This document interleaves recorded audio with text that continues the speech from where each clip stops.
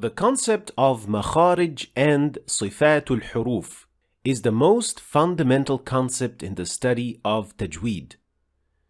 It is essentially the basis upon which all tajwid rules are built, and without it, it would be very difficult to really master Qur'an recitation. However, it is among the least favorite topics to study for many learners because of how technical and dry it might get. Still, if you're starting to learn the tajwid, or you've even learned the rules of tajwid, following this lesson series would give you an important insight into the pronunciation of Arabic letters and solidify the basic knowledge to be more sure of your Qur'an recitation, insha'Allah. So, let's get started. First of all, what is Makhraj and Sifat? The word Makhraj is plural of Makhraj, and literally, it means an exit point.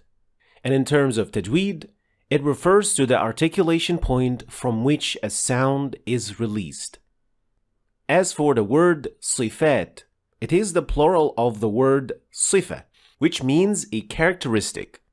So, Sifatnya Huruf is the characteristics of letters. Now let's start with the first and the more basic concept, which is Makhraj al-Huruf.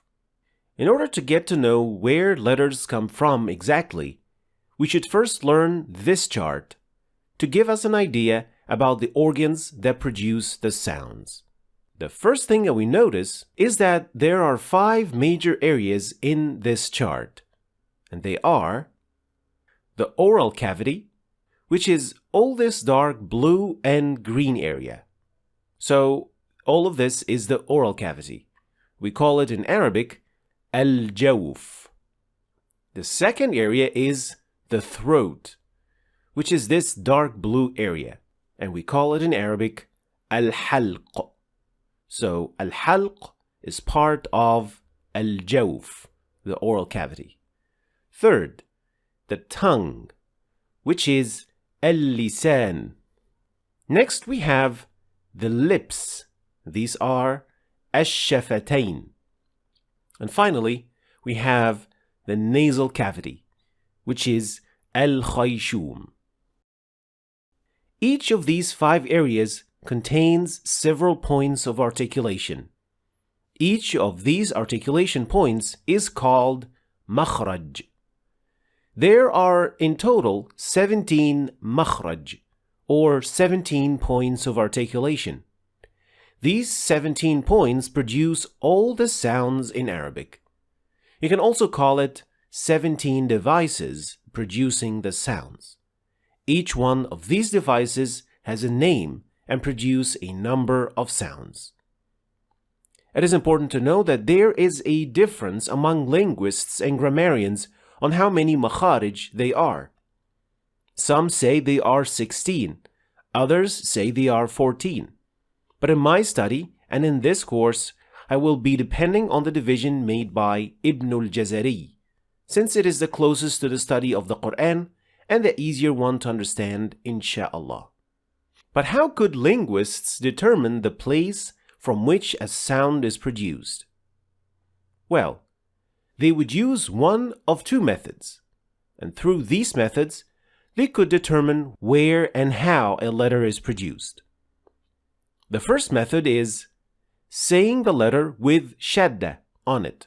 So, the letter qaf, for example, we would then say qa, qa.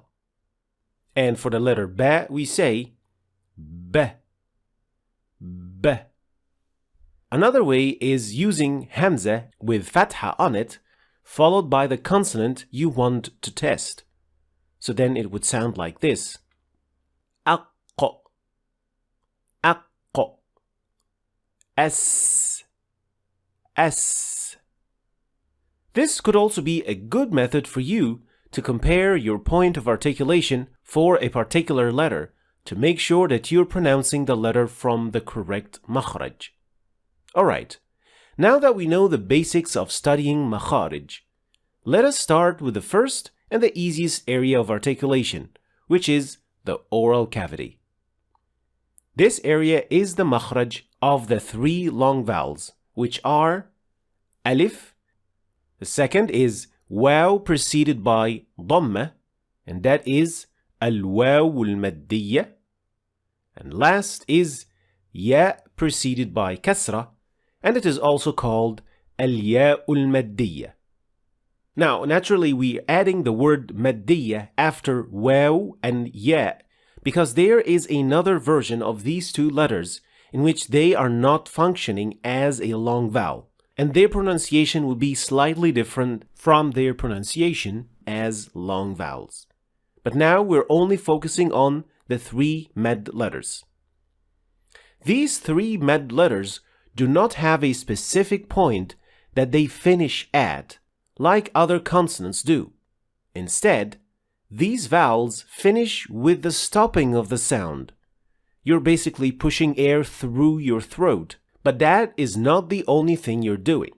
The shape of your lips and other organs in your mouth determines what sound this flow of air produces. To understand more what I mean, let us start by the first one, which is alif. Alif is always preceded by a letter with fatha, so it is always used as a med letter. When pronouncing alif in Arabic, the only thing you should be paying attention to is the opening of your mouth.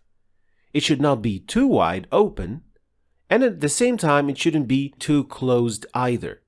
It should be somewhere in between, an average opening.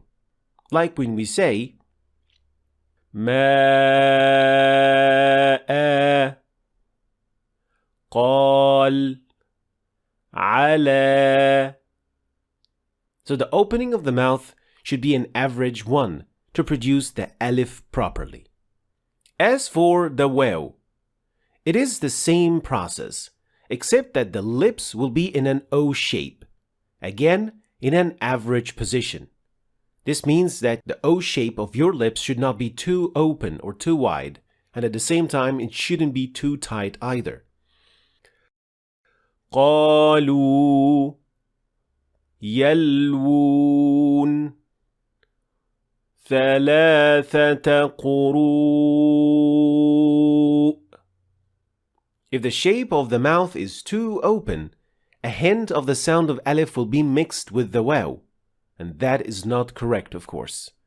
There are other common mistakes that could be related to the sound of waw, and I explained those extensively in a separate lesson.